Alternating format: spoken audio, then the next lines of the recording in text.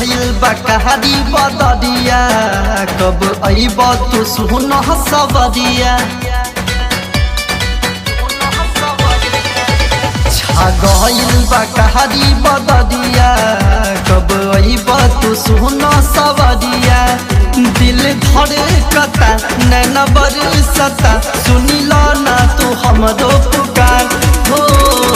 आजा नए राजा हमार तू घरबा आजा नए राजा हमार तू घरबा आजा नए पिया हमार तू घरबा आजा नए सैया हमार तू घरबा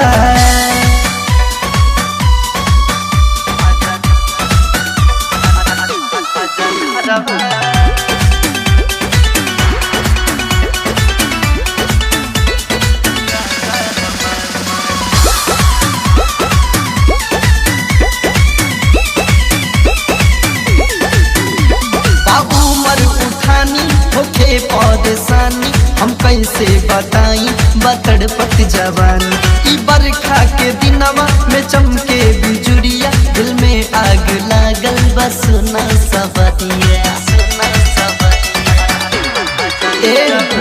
उमर उठानी होके परेशानी हम कैसे बताई ई तड़पत जवानी ई बरखा के दिनवा में चमके बिजुरिया दिल में आग लागल बस सुनो सबरिया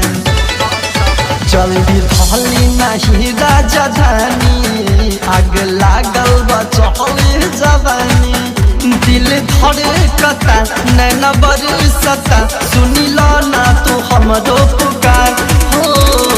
आजा नए राजा हमार तू घरबा आजा नए सैया हमार तू घरबा आजा नए राजा हमार तू घरबा आजा नए पिया हमार तू घरबा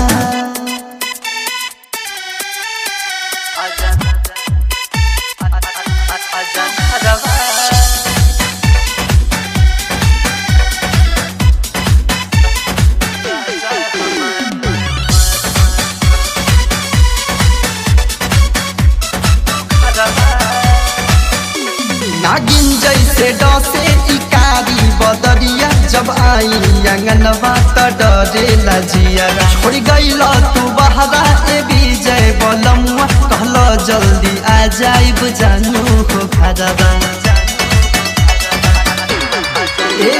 नागिन जैसे डसे इकारी बदरिया जब आई अंगनवा त डरेला जिया छोड़ गइल तू बहरा ए विजय बलमुआ जल्दी आ जाइब जानू हो घरबा जुलाई बीतता हे राजा जानी अब कहगन तू महन मानी सावन बरसता नैन तरसता सुनिला ना तू हमरो पुकार हो आजा नए राजा हमार तू घरबा आजा नए सैया हमार तू घरबा आजा नए राजा हमार तू घरबा आजा नए पिया हमार तू घरबा गइल बा कहारी बदरिया कब अइब तू सुन सबरिया अखिया रोवता दिलवा धड़कता सुनिला ना तू हमरो पुकार हो आजा नए राजा हमार तू घरबा आजा नए राजा हमार तू घरबा आजा नए पिया हमार तू घरबा आजा नए सैया हमार तू घरबा आजा